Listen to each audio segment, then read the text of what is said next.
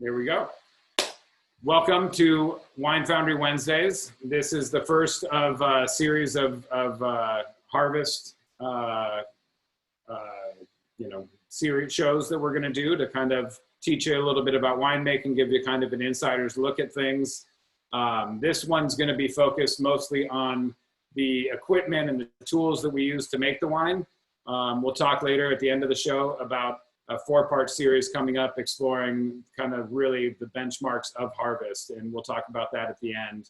But welcome to the Wine Foundry in Napa, California. We are a family-owned boutique winery specializing in making custom wines for people by the barrel. And so we are pretty excited about it. And I'm going to turn it over to my colleague, Stuart Ake, who it looks like Jesse James over there in front of our press. And Stu, what do you got going on over there? You're at the winery today. Yeah, so I'm at the winery. Hey, and I know it's really loud. The press is behind me right now, and we're pressing some fruit for a client making rosé. So it'll turn off shortly. But I just kind of want to, we'll talk tonight about different equipment that we use. And throughout, the process for red wines and for white wines is different. So sometimes when we're referring to these pieces of equipment, we'll be talking about them and the timelines will be different. But because the processes are different and the steps are different, I'll do my best to kind of spotlight the differences when working with grapes from red wines and white wines. Steve mentioned that the first harvest was on Monday.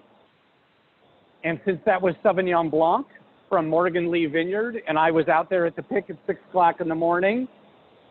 Thank you for that. It makes sense to start there. This is Sauvignon Blanc. Welcome to SB or Sauv Blanc from Morgan Lee Vineyard. Clearly not ready yet. And we'll kind of explain hows, whys, and why and whens it looks like this. So behind me, you hear the press. We use what's called a bladder press. Inside there right now, you can hear a compressor inflating a balloon. And it's not just a matter of just squeeze, squeeze, squeeze, get rid of that juice. We have a computer on the machine, and we can dial in how much pressure is put on those grapes.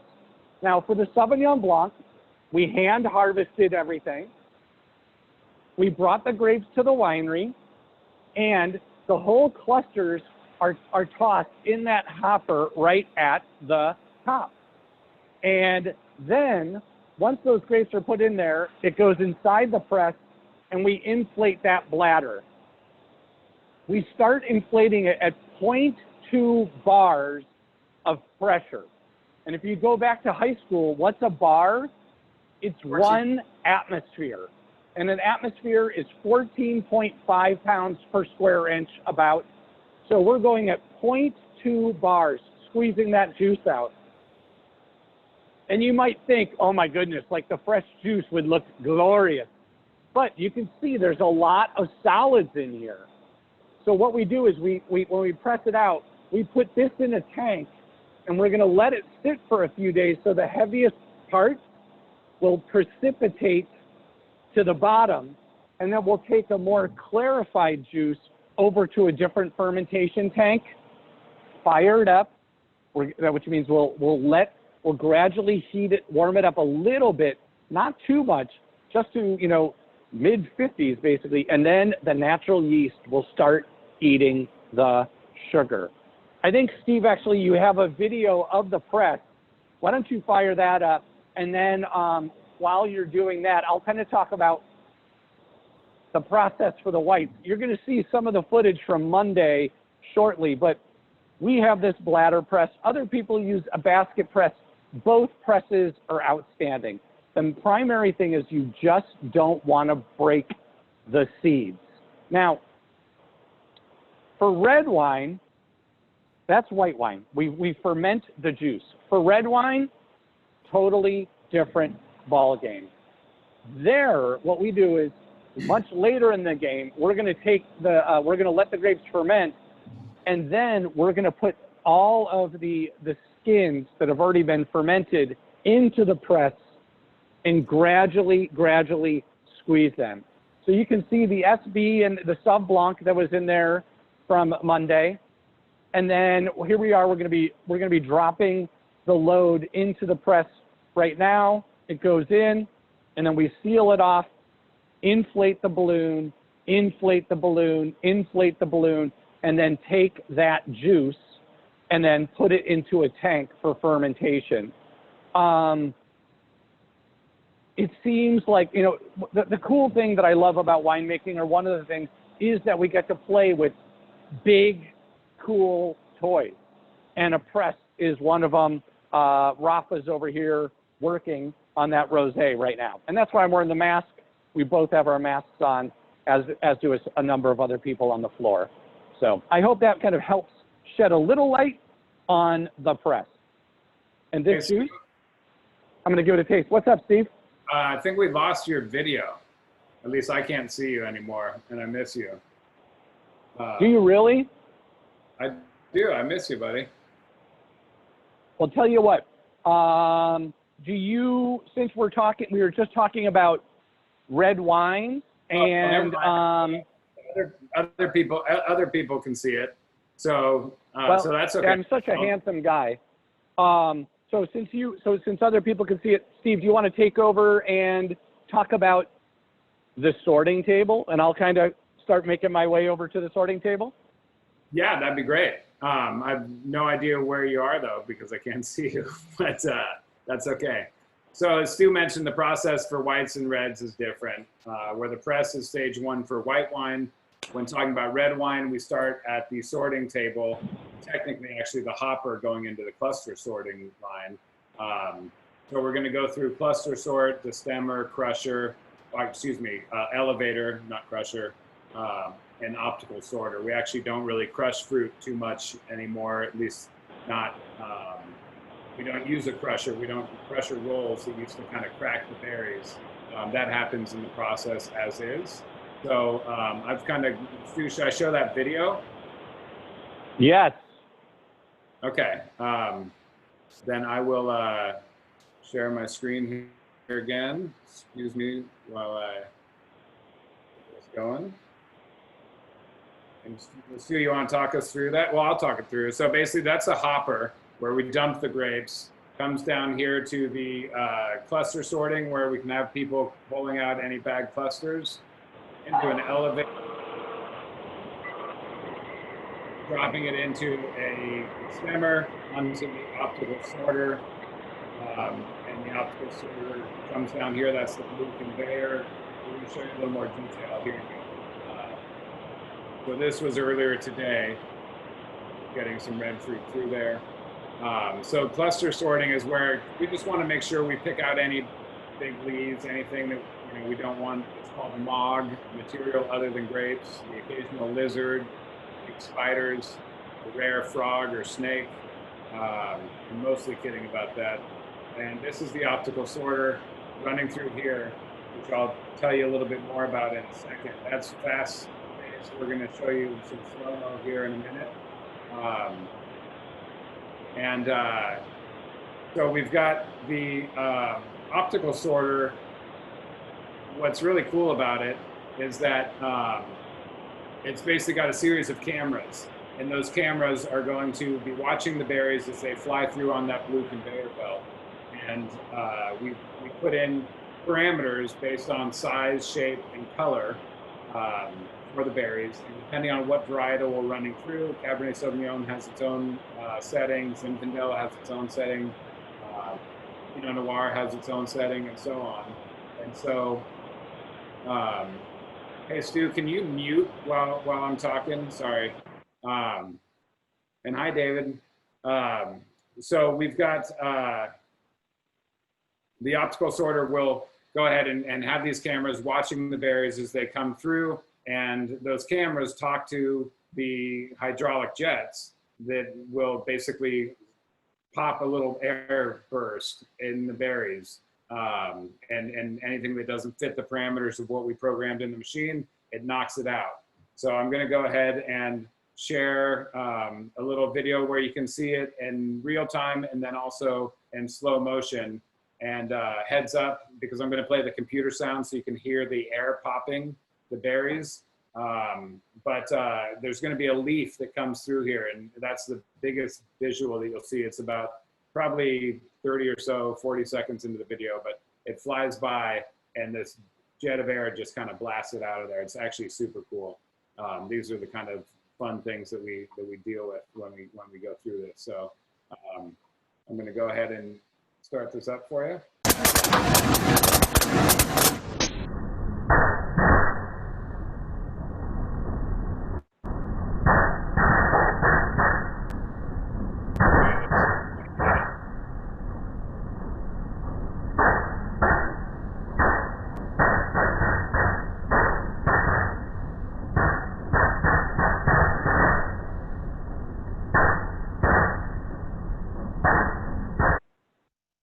So I think you hopefully get that, and we're able to see that well. Basically, when you go through there, you see all the berries kind of flying over the edge, and they all end up going into an auger, basically a little hopper that basically will wind the berries and what's called must at that point to whichever tank we're going to. So, so yeah, Stu, are you there now? Sorry about that. Can you hear me now? I can hear you now. Still, I hear other people can't see it either, but as long as I hear you, that's okay. Yeah, sorry about that. And what I can do is we shot video, Steve, for each of these pieces. So if you can hopefully be able to pull one of those up. But I'm heading over, after we sort the grapes, we bring them over to a stainless steel tank. And that's where we initiate fermentation. And nobody's working on this side of the winery. So hopefully if anybody can see me, you'll have a little bit better visual representation. So, Steve, if you want to kind of pull up a video on a stainless steel tank, and truth be told, Steve, our fearless leader, helped design these tanks with Lagarde, a stainless steel fabricator in Canada. And if you see any of the tanks, you're going to notice either dimples, or on the video that Steve is showing, well, you might see. Yeah, I'm not showing it yet, but real quick, I'm just gonna, sorry, before we get to that, Brooks, I just wanna let you know, we will get to your question in a little bit. I'm just gonna get through this section and then we'll do it, but hang tight. We'll definitely get and then Steve, actually, if you wanna, here's what I'm thinking. Should I log off and then re-log back in? And then that way, if you want to talk to people about a tank, and maybe we can get my video back. Yeah, why not? Sure. Okay. Everybody, I'm just going to leave Steve hanging. I'm just going to go home instead. No, I'm going to try to log right back in just a second, okay? All right. See you, buddy. Thanks, Ben. Okay, folks. So it's just, you and me. So here we go. This is going to be fun. All right, so we're going to go ahead and I'll walk you through this. Actually, let's get this going here. There we go. All right, so stainless steel tanks. We ferment most everything in stainless steel. Some whites we do in barrel, in oak barrel. We also use some concrete that we'll talk about later. These are the cubic tanks that Stu was mentioning. They have better kinetics for fermentation with the cube. They also have a wider, they're great for red wines because they have a wider, they have a bigger cap to juice ratio, which is basically the cap is made out of the grape skins and they float up to the top. And we want a bigger ratio on that. We want more cap to juice so that the cap, the grape skins is where all of the, hi Stu, The grape skins are where all of the a lot of the structure and color comes from, and so we want to have that on as much juice as possible. So we can talk a little bit more about the. Let me see, where did Stu go? Oh, he's not back yet. Those tanks, you noticed, and I think Stu was going to allude to this, that there's something that we run on the outside of the tanks called glycol. It's food grade refrigerant, basically, and it does not touch the wine. It's on the outside of the tanks. But if you see any of those channels along the tanks, they're basically kind of like rectangular bulges coming out at different intervals of the tanks. Those are called channel jackets, and we run glycol through there to either cool down the temperature or to warm it up. We're one of the fortunate facilities that was kind of smart enough to put in hot glycol into the system. So it's something that actually a lot of wineries sort of cut costs on when they're setting it up because it does cost a lot of money to do, but never as much as it would cost to redo your whole glycol system and do it again. So what that hot glycol will do is it warms the temperature of the must up very quickly, and we get better extraction on our red wines, especially our Bordeaux's, the Bordeaux varietal reds. And also when talking about tanks, there's something that we call closed top tanks and then open top tanks as well. And that literally is exactly what it sounds like. Closed tops have a lid, open tops do not. And so on the kind of decision-making process of putting those tanks in, open tops, you can dump the berry, you can dump a bucket of grapes right into it. So if you want to do whole cluster or meaning that you have not to stem the grapes, you want to have stem inclusion. There are tannins, there's structure, there's flavors involved in the grape stems. And so sometimes for Syrah or Pinot Noir, for example, some winemakers decide to go ahead and put some stems in there to include them. They like whole berries as well. So with that, we kind of run through those two things. Closed top tanks are usually more frequently used for Bordeaux varietals, reds, and red Bordeaux varietals, excuse me. All whites that are not going to be barrel fermented are going to be in closed top tanks because you want to keep the tank closed. And then in those closed top tanks, we actually have irrigators, basically like sprinklers at the top of the tank. And we installed pumps on the bottom of the tanks. So once the cap forms and those grape skins come up towards the top of the tank and it's juice on the bottom, well, I should say cap. I mean, it gets really dense, several feet thick, and it's very, very dense. You'll see in the harvest episodes we do when we kind of show you punch downs and you can't even punch your arm through it. It's so thick. When that happens, you want to keep that cap wet. And so with that, we have these irrigators in there and the pumps that basically we set timers on them and they run 6 times a day, or the winemaker can decide if it's maybe they want 3 or 4 times a day or 6 or 12 or whatever. It's basically done kind of by computer a little bit. So we just kind of run that through. And I think I've lost my little buddy here. It's no good. This really is just you and me here now. Now I'm all nervous. So what do you guys want to talk about? Let me get back to the question from Brooks earlier. Brooks asked if we use additives during our destemming process, such as tannin, color powder, or sulfur dioxide, also known as SO2. So yes, Brooks, we do put in a little SO2 when we first are crushing the fruit, just a little bit. Not to really inhibit too much, but just to kind of keep the oxygen levels down. SO2 will basically eat oxygen. And so it's a good thing when the cap is forming there.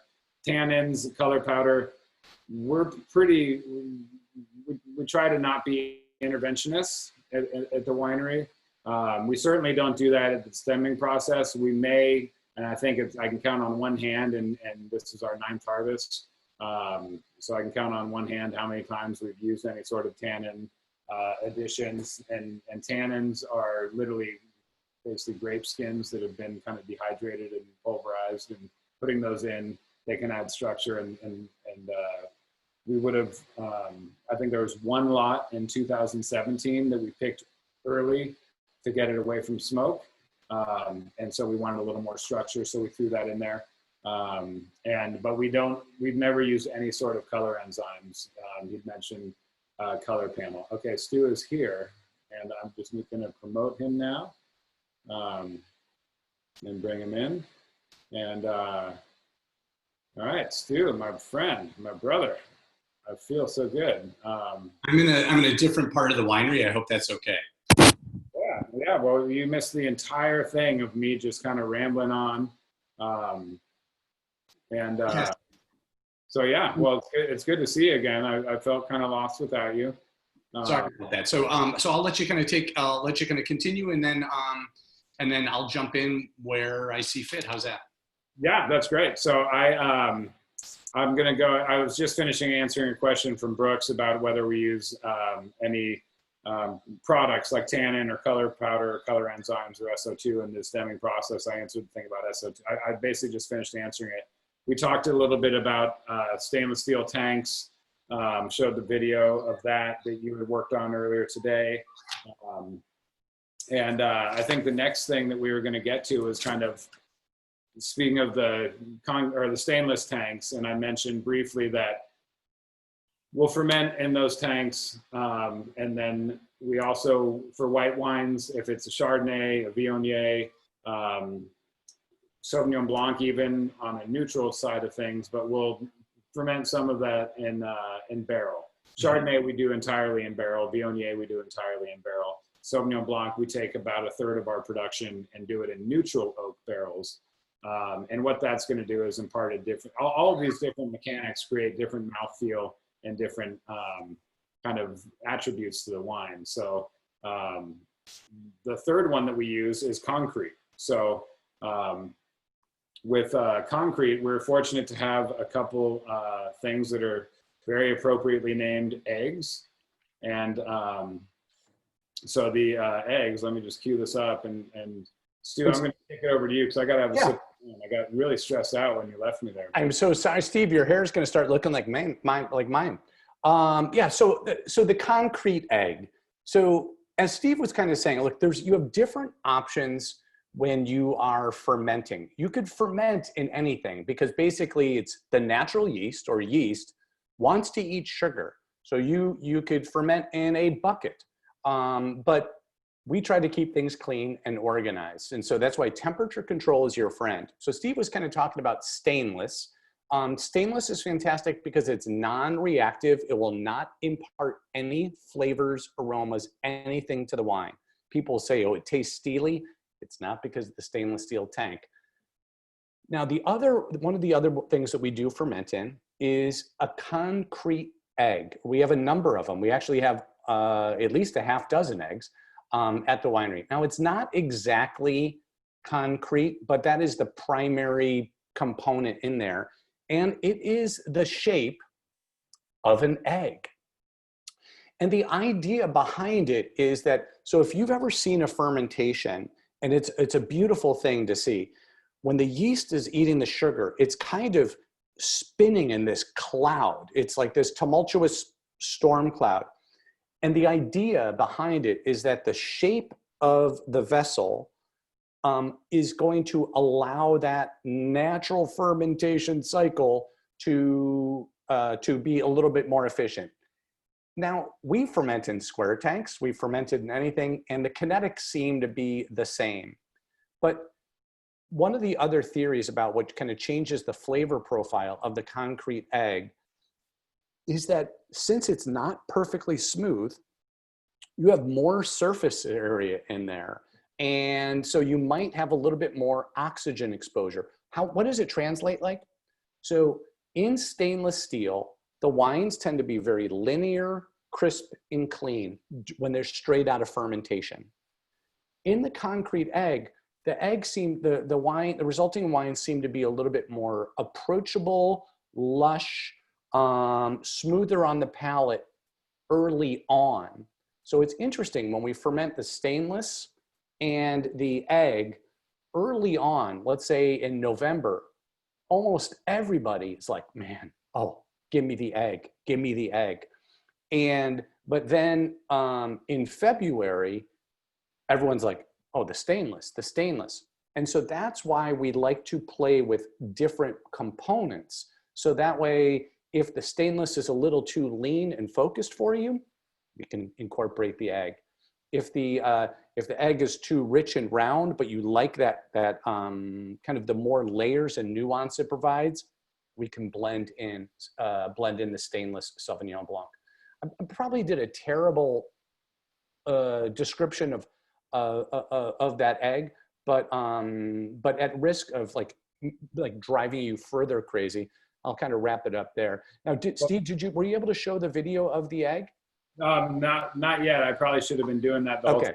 And it was really funny if on our social, so there's a couple of eggs right there, and on our social account, if you follow the Wine Foundry or Anarchist on Instagram, Teresa posted a photo of somebody's legs sticking out of there because they were trying to get kind of like that Werner Herzog shot, which you'll be seeing kind of closely. So you can definitely see the shape of the egg. And then at the top, if we're doing a red, we would put, we've done Malbec in the egg. Here we are going inside the egg. And then you can kind of climbing up the walls. Some people see pictographs on there. These eggs are ancient, just like many amazing pictures and can be depicted on there. But you kind of saw the bumpy nature. And so some people feel that kind of might change the physical texture of the wine when it first comes out of the egg. Well, so, and that's all, when Stu was talking about this kind of whirly dervish thing that happens in fermentation, or swirly, I can't remember what he used, but it was certainly not a technical term, but it's a natural convection that happens. So in fermentation, and I got to do this because I'm the one that studied science here. So basically, Vin populi, Steve, wine to the people. There you go. So yeast comes around, chomping, eats sugar, and it spits out CO2 and alcohol. So that CO2, as well as the temperature, creates a natural convection inside of the vessel. So in the egg in particular, what happens is that natural convection keeps, because of the shape of the egg, it keeps the leaves, which are the solids that we talked about earlier when Stu was talking about the press, and also the yeast, and all of that stays up and stays all throughout the entire vessel, which creates a different mouthfeel than you will get in stainless, whether it's a cubic stainless tank or a cylindrical stainless tank. We have a number of both in our winery that we use for different reasons. So so that's what it is, to be technical about it. Sorry, Stu. No, I still prefer tumultuous storm cloud is what I. Oh, that's what you said. Because that's my Dungeons and Dragons name, or at least was it? No, I have no idea. Hey, Steve, we have a couple of questions that have come in. I see one from Brooks and one from Brooks Hoover and one from Alan Willits. Do you want to jump in? Do you want me to read it, and do you want to grab one, or do you want me to take one? Sure. So yeah, go. Well, I'll just read. Oh, okay, fantastic. So Alan's question is: there sparging or mixing during fermentation? So yes and yes. Basically, the mixing is going to happen naturally on the convection, as we just talked about. And in Alan's defense, he asked this question before we got into this segment, so we were just getting to it. But so possibly we answered part of it. But I also mentioned those irrigators at the top, inside the tanks, of the closed top tanks, and the pumps installed on the bottom of the tanks that basically pump the juice out and then put it on. And it's literally like a sprinkler from your lawn, but on top of the tank that just, you know, the pressure from the water or the juice coming through irrigates that cap. That juice kind of falls down. Again, the juice falls down through the skins, getting contact on the skins. a number of reasons that's important. We'll talk about that. I think it's on October 28th. We're going to talk a bit about, or excuse me, October 14th, we're going to talk about cap management and get into a little bit of that. But yes, on the open top tanks, when we do not have the ability to have the sprinkler on top, the irrigator, in that case, we use either a punch down tool, which we'll get into on September 23rd. But we are, excuse me, again on the cap management one, but the punch down tool basically is a big paddle, and it's got a handle that's perpendicular to a paddle on the bottom, and we break through the cap gently, so we don't want to expose too many seeds out there. But we push that down, get it submerged, and then the other thing we'll also do is go ahead and use the fire hose method, where we have that same setup that we would have with the pump and the hoses and just no irrigator, and we just kind of fire hose the top of it. Not too aggressively. I say fire hose, that's just an industry term for it, but basically there's a person standing there with the hose and just kind of doing it for, you know, about 20 minutes or so. And then, so that would be kind of the sparging or mixing and how that would happen. Possibly Alan's talking about air sparging. There are some times that we might want to introduce oxygen into the fermentation, which will encourage yeast, basically multiplication. And that's a good time. That's really the only time in winemaking that you really want to have oxygen present is during the fermentation. So we will do that occasionally. It just really kind of depends. And then Stu Brooks had asked the question of if we have a preferred vendor to use for our yeast choices. So Lalaman, which is basically distributed by Scott Labs, but Steve, I don't know if did you talk about that? Like we usually go native for a period of time as well, or? No, I haven't talked about that at all. So a question just came in about, you know, do we have a preferred vendor for yeast? So all yeast is natural. It is. And what they've done is, like, over the years, grad students from the University of Dijon or down in Adelaide or here at Davis, they go out with Q-tips essentially, and they'll go to famous vineyards and they'll go to famous wineries around the world, and they'll grow that culture, that strain. And then they'll put that culture on, let's say they'll put it on Chardonnay at this level of ripeness, and they'll ferment it at this temperature. And then they'll chart what kind of aromatics and flavors come off of it, is kind of the basic idea. And then they'll package those and sell them as commercial yeast strains. We will typically, we typically go, because we kind of might be a lower intervention winery, we'll typically go native. So we'll allow the yeast that comes in on the fruit to initiate fermentation. But not all yeast is created equal. So some yeast strains will, when they're around that sugar, they'll get really excited. They'll start eating the sugar. But when the sugar, as Steve's just said, when it's producing the alcohol is toxic to yeast, and so it can kill the population. So we're monitoring the fermentation, checking the tanks constantly during harvest. And then and if we see the kinetics, the fermentation, the way it's behaving is a little bit funky, or we see it's kind of slowing down, we'll hit it with a cultured strain, which is a natural strain, but it's just gone through a lot of tests because we just want the fermentation to finish. We want yeast to be able to do that. And when you introduce that population of a cultured strain, it will definitely usually take over. It will definitely take over a native yeast strain, and it will just finish eating all that sugar. I would add to that I'd say predominantly our Pinot Noir goes native. Mm-hmm. Raw, generally, we try pretty hard to go native. Cabernet, Merlot, Petit Verdot, we usually, there might be one or two lots where, Stu's right. So we'll start native, but then when we inoculate, we have specific strains for specific vineyards that we've found to be really successful. So one of the nice things is that our winemaking team has worked with a lot of these vineyards for anywhere from I'd say anywhere from 3 to 9 years. Every year we usually try one or two new ones. and see how they go. And you know, that's kind of getting used to it. So the ones we've worked with the longest, like George III, Stagecoach, Broken Rock, especially, because that even goes back before, you know, Patrick worked with Broken Rock for years before we started sourcing from them. And now Melrose is in our third vintage, I think. So every year gets better and better and better, and how he dials it in, how well they know, and not just Patrick, the whole team for sure.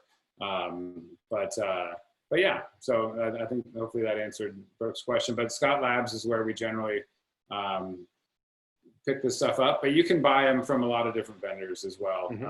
You can, and those same vendors will, you can find those same products from those vendors at, if any of you are home wine makers, there's a great place called Oak Barrel in Berkeley. That's just a local one for us here, but they've got all of those products as well. And you know, I think kind of talking about yeast a little bit kind of goes into the other very extremely essential part of the facility, which is there's obviously, we've talked about all of this equipment, and one piece of equipment we haven't talked about is the winemaker's palate, but we'll get to that in the Harvest series. Overrated. Totally. But is our lab. So I'm going to go ahead and show you a little bit about our lab here. This is a fun little small room here at the winery that we geek out on a bit. So you can see our schedule there.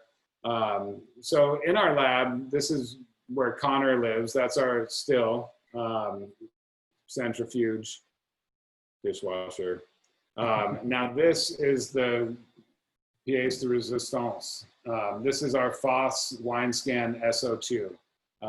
That's the name of the piece of equipment. We call it Enzo because it literally costs about as much as a Ferrari. It's about $140,000 piece of equipment that is extremely essential to our business because, thank you, Connor, because the number of wines that we produce each year and that we bottle each year, and the number of barrels we have, where we need to sample all of those barrels every single month. I'm not sure what's going on here, so I'm going to.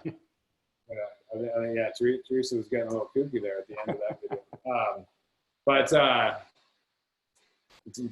Please excuse our dust. Pardon our dust. So we're talking about Enzo. That will run a sample when we originally started the company, and I think a lot of wineries out there, because there's only about, I don't even think there's 24 of those pieces of equipment in North America. I know the federal government has one, we have one, Cake Bread has one, Opus has one, and then a few others that have been bought since we bought ours in 2013, or maybe early 2014. But it basically will give us what used to take us 20 minutes to get the data from. It takes 1 minute. And so we can go ahead and load up samples. So as you can tell with a lot of the equipment that we've put in place here, it's all about efficiencies, so that we have a very customized model, and making wines for so many of you out there, and each of those wines is its own thing entirely. And we have to really work through it. So it takes a lot. Is there anything that you want to share on that, Stu? Maybe a little bit more detail on what information that gives us? Well, I used to be an enologist. I used to work in the lab about 15 years ago, and I used to have to do everything by hand. And just in terms of efficiency, so we run a lot of different analyses on wine, and there's let's say about a dozen that are really kind of important to winemakers. And in a day, a full day, I used to be able to basically do 10 to 14 analyses on all of those wines. That machine can do 40 in 2 minutes, and it does it twice to see if there's any bad data in there. Hold on, I'm gonna correct you just in case anybody here works for Foss. So it'll take 40 minutes to run 40 samples. Well, it grinds the numbers in. If we toss them in there, we get. Yeah, so we put in a tray. now look at the kids fighting. We put in a tray of 40 samples, and then it'll run through those 40 samples in 40 minutes. And we'll have all the data on every single one of those things. Sorry, I just wanted to. Sorry for the poor description of how it works.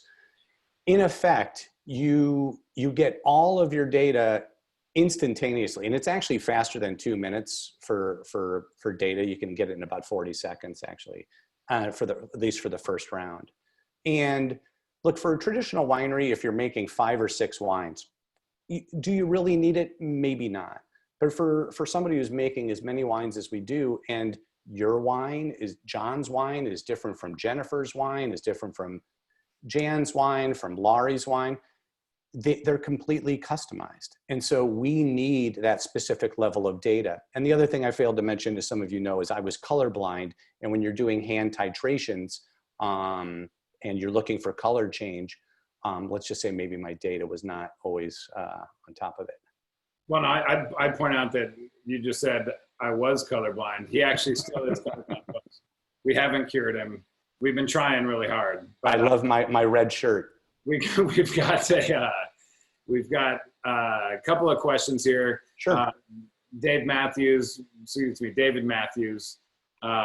was asking, how do you know which strain to use? So we kind of touched when we're talking about yeast strains.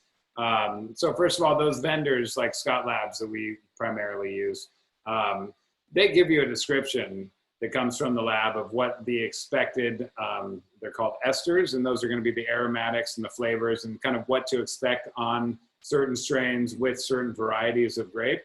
But a lot of it is just experience and also winemakers talking. There's, it's a really tight community, and in both valleys, both Napa and Sonoma, as in, Santa Cruz and Paso and all winemaking communities. Winemakers are all really happy to share their insight and their experience with each other. So a lot of times if there's an interest in trying a new strain, then Patrick, our director of winemaking, who a lot of times is on these webinars, but right now he's just a wee bit busier than we are. Oh, really? But he'll pick up the phone and call some other winemakers that he knows have used it, and so that's the easiest way to do that. Trial and error. Exactly. I mean, you run trials, and like as Steve was saying, like there's 2 very famous winemakers right down on the floor where I was, who are kind of watching their stuff right now, and so it's nice to have this a real collaborative thing here where everyone's always debating and talking and sharing ideas. So Ed, our friend Edward Sherfy. Hey, Edward, how are you? Hey, what's going on, man? So he asked if the Wine Foundry's ever made wine using an amphora or clay vessel for fermentation or aging, and any idea how it affects the flavor compared to the concrete egg. You want it, Stu, or do you want to start and I can jump in? Sure.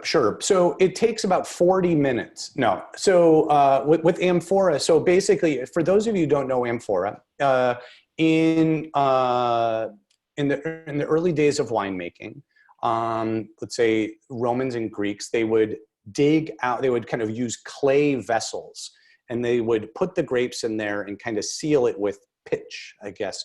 And this was kind of old age winemaking. There's people talk about something like orange wines as if it's a new thing where you kind of make a red wine using white grapes. That's how it was all done. They just toss the grapes in there, and they are conical in shape so that they could be nestled into the ground and kind of buried in effect.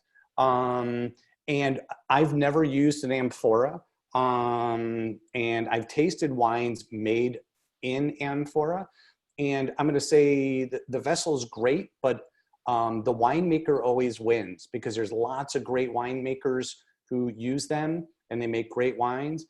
And there's also lots of winemakers who may not have great chops, who kind of turn out some interesting stuff, but they've read old texts, and they think that that's the way you're supposed to make wine. I think it's also the importance. So no, Edward, we have not used one at the Wine Foundry. We have a number of friends that have used them. For us, it kind of comes down a little bit to a business decision, quite candidly. They cost more than a stainless steel tank, and they take up about twice as much room for the capacity. And so with the price of real estate and all of that, they also are very particular on what you can use them for. Ones, you know, they're a little bit difficult to change between whites and reds. And really, I think they're great as a component in a blend.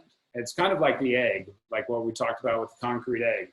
I've never had a wine that is 100% concrete or 100% amphora and clay that I think is totally a great wine. It's the components of everything that come together in the blend to do it. And so, so yeah, it's something I would love to have one. I just think it's a cool toy, and it would look cool and it'd feel cool, and like to take it out for a test drive, and it'd be a lot of fun.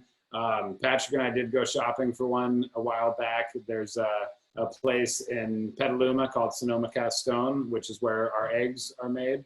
A gentleman named Steve owns that business, and most of their business is actually making sinks for restoration hardware. That's a very large account of theirs. But then somewhere along the lines, about 10 years ago, they stumbled into making concrete eggs, and that's now gone into amphoras. So, and they make kind of cubic concrete vessels as well now.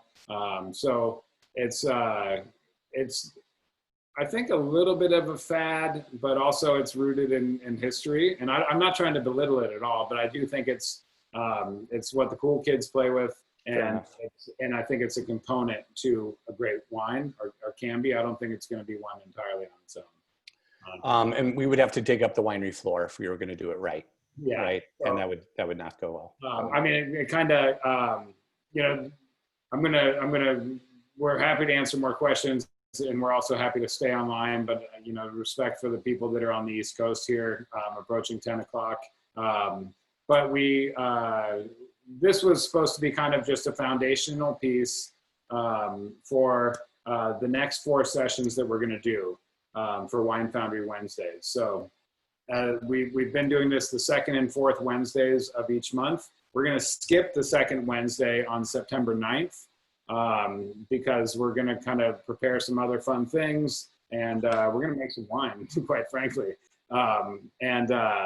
And so we've recently had a little bit of a heat wave, so things have pushed up about 2 weeks ahead of normal schedule, or last year's schedule. So we're going to be back on September 23rd, and then October 14th, October 28th, and November 11th, where we're going to do a 4-part series, really building off of this foundational piece.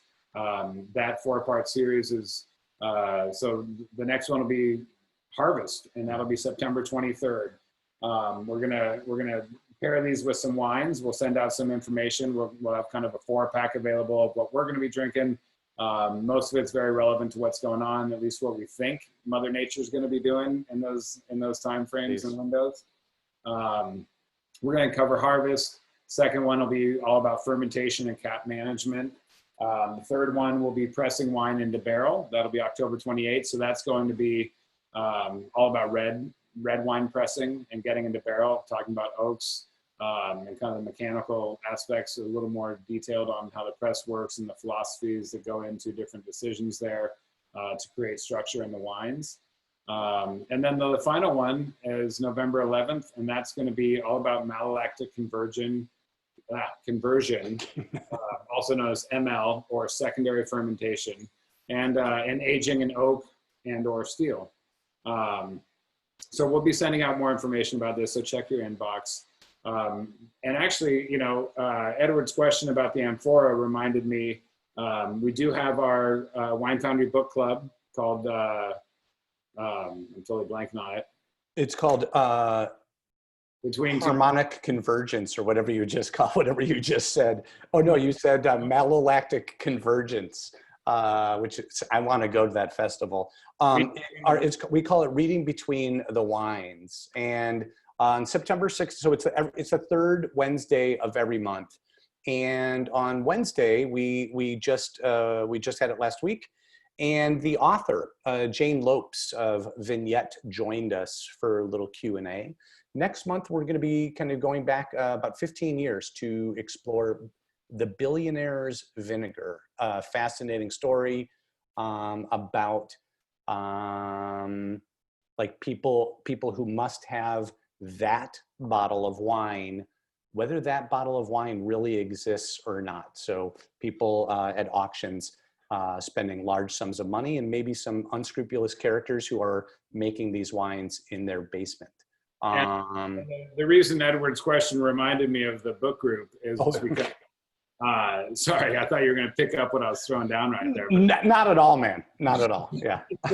So, but basically, it's one of our first ones was kind of the history of orange wine. Thank you. Really went back to really dive into these old vessels, and amphoras were a piece of it. So, and there he goes again. He just can't stay online with me tonight. I think he's actually probably going to go get a book, or maybe he's going to make an amphora with his clay models. Yep, there it is, Amber Revolution. So that was, I think, our first book. And so it's been quite fun. I'm only able to join it every once in a while personally, but it's very cool to have the author on there. So I'm going to go ahead and again mention that we are more than willing to stay here and answer as many questions as possible. And we'll chat, or if you just want to talk, or if you have specific questions that maybe you didn't feel you could ask without embarrassment or anything, although there are no such thing as stupid questions, other than why the hell does Stu leave the video all the time and leave me stranded by my lonesome? Oh, or how about Steve in the beginning? That's fair. I don't know. That's weird. I know, and I'm such a loud talker normally. So, hey, I do apologize that my video somehow failed out there on the winery floor. I had this set up. I was all excited. I had a tinfoil hat so that my reception would be better out there on the floor, and then something happened. So just in closing, thank you folks very much. Watch your inbox. We will send out a detailed schedule, but we will certainly be back on October 23rd. September 23rd. And everybody, you know, be well out there. It's obviously crazy times, crazy weathers, crazy fires, crazy good wines though too. So be well, and thanks so much for joining us and being part of our community. We greatly appreciate it and your support. Speaking for my giggly, goofy friend over there, Stu. Thank you all so much, and we'll stay on here. Cheers. Stop.